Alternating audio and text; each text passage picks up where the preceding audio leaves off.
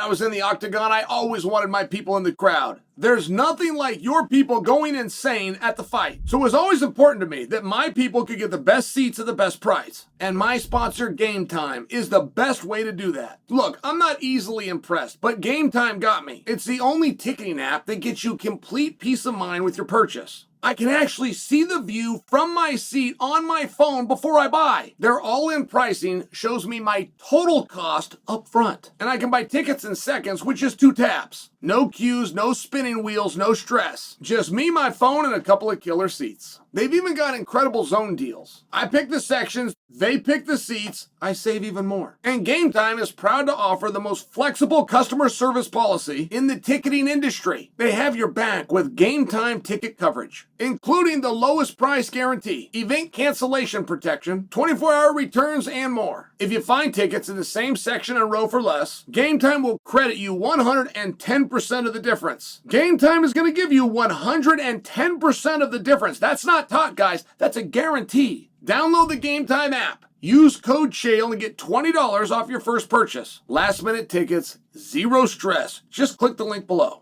There is nobody that I want to see Jon Jones fight. That doesn't come from a hater standpoint. There is nobody I care to see Jon Jones fight. And largely because I'm aware of his greatness. I'm aware of how that movie's going to end. Roy Jones Jr. had the same problem. Roy Jones Jr. is the best fighter of an entire decade. But if I was to challenge you to tell me one big fight that Roy was in, you'd have a hard time. If I was to challenge you to tell me the biggest fight he was in, you'd have a hard time. And it was just because he was so dominant. It wasn't his fault. That statement, I'm not interested in seeing Jon Jones fight, that statement is now not only untrue, I don't know if there's a direction you could go that's wrong. I want to see Jon Jones fight multiple people. He has never had a time in his career where that's been true. There was like hope. You remember when the Francis Ngannou days? There was this hope that you get Francis and you're going to get Jon together, and Jon took 3 years off and he was going up to heavyweight, and he was drinking protein shakes and lifting heavy weights. We kind of had like this hope that this would come about, and then Francis leaves the organization and now there's nothing for Jon to do. But then all of a sudden you get this rise of Tom Aspinall. And now the talks come back on. And somewhere in the midst of that, regardless of how your memory tells you that timeline went, it didn't jump from Francis to Tom Aspinall. It jumped from Francis to Sergey Pavlich and then ended up on Tom Aspinall. But now you also have Alex Pereira. I think Pereira is the leading contender for who you, the masses, want to see Jon against. I'm not actually here to debate that. It doesn't overly matter. It's a very cool position for Jon. Let me tell you a quick story. So, Jon co-owns a bare knuckle promotion. Co-owns means somebody that started it, gave Jon some equity to use his name, but the event was last night. Yes, there was a event on a Thursday. Just accept the story, okay? So Jon comes to the event that Jon co-owns on a white horse. Did you guys know about this? I feel like nobody. I've had conversations earlier today, and people thought that I was putting them on. I'm not putting you on. I'm not joking. I'm actually rather proud of Jon Jones.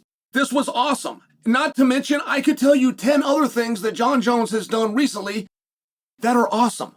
So Jon, I hope you guys haven't heard this story. I hope you're hearing it from me first right now. Jon rides into this event on a white horse.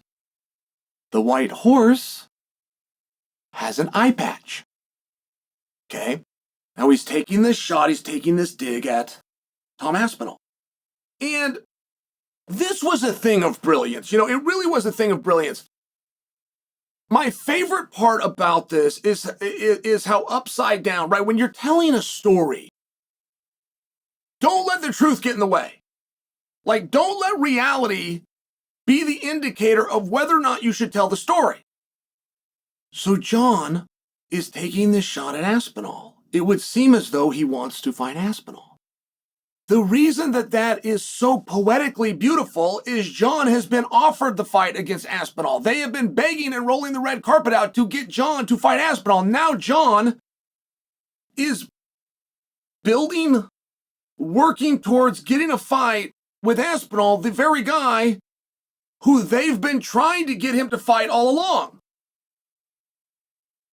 That's what is so great about this. And by the way, I want to see that fight. I'm all for seeing that fight. It's just I thought that we put the brakes on that fight. We threw a little cold water on it, and we were starting to put a little fuel behind the idea of Alex Pereira. And that's where this part gets a little bit confusing. I think that Jon could get the fight with Aspinall, by the way.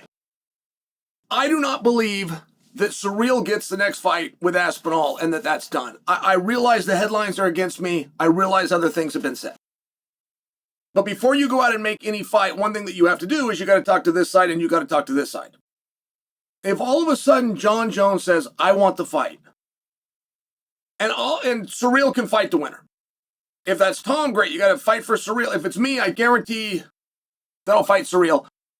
It's not as though that roadmap just instantly gets accepted. I'm just sharing for you, if Jon is in fact willing and ready, if he takes the word White House out of his mouth, every call out and every problem with every call out that Jon has done is he includes White House.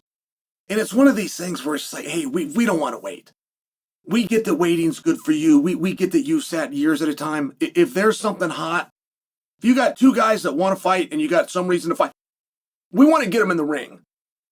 So every time you say White House, you get further from a fight as opposed to closer. I'm just offering you guys a scenario. If Jon was to step in and say, I want to fight Tom.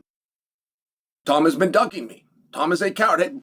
However this comes about, and Tom has the opportunity to fight Ciryl, who cheated. Ciryl did something, whether you think that's strong language or not, Ciryl did something that is against the rules. In fact, we've only got two rules. Don't kick the guy when he's down, and don't poke the son of a bitch in his eye. I would change that language if I was Team Tom, by the way. A poke sounds playful. I would change it to stab. If I was the one telling the story, I would say then Ciryl comes out and he stabs me in both eyes. I would change that story. And I would also remind him who the champion is. I would remind him who's in the driver's seat, and you are not getting another opportunity. I just gave you one, and you failed at it. You failed at it because you cheated. This is the way I would build that story if, in fact, Jon Jones wants to fight. And I think Jon would get the match. I think. I'm a little bit confused. I thought the direction that we were going, and I thought we had very good wind at our sails, was Jon Jones versus Alex Pereira. That's where I thought everything was going. And then I saw Jon Jones ride a white horse into an event with an eye patch. It would be an interesting question to ask Tom. It'd be a very interesting question. Tom is the heavyweight champion of the world. Tom's next fight is going to be a defense of the heavyweight championship of the world. Hey, Tom, would you rather fight Cyril Gane in a rematch, or would you rather fight Jon Jones, who appears to be ready and wanting that fight? I think that would be a very fair and interesting question for somebody to ask Tom.